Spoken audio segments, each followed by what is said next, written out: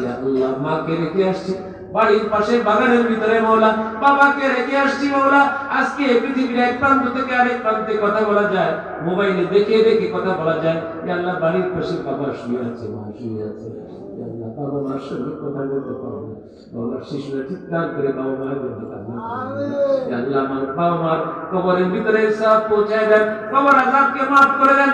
ইয়া আল্লাহ কবরকে জান্নাতের বাগিচা বানায় দেন। ইয়া আল্লাহ আমাদের যারা আমরা আছি এখন দুনিয়া জমিনের উপরে আছি, ইয়া আল্লাহ আমরা কবরের দিকে আস্তে আস্তে হেঁটে হেঁটে যাচ্ছি মাওলা।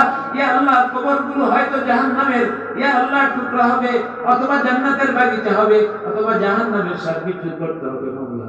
ইয়া আল্লাহ এই সুখী মানুষগুলো সাপ বিচ্ছুর করতে, সাপ বিচ্ছুর সঙ্গে এক মুহূর্ত থাকার যোগ্যতা রাখে না মাওলা।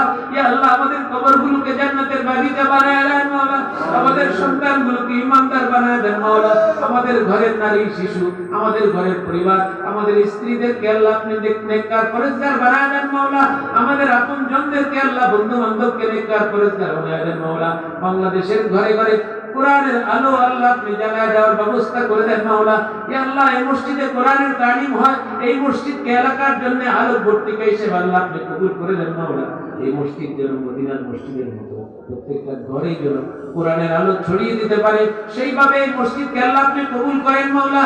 এই মসজিদ কেন্দ্রিক মাহফিল কিয়ামত পর্যন্ত এই মাহফিলকে কায়েম ও দায়েম রাখেন মাওলা। এই মাহফিলের সঙ্গে যে যেভাবে যুক্ত আছে ইয়া আল্লাহ সকলের হায়াতের ভিতরে বরকত দান করে দেন মাওলা।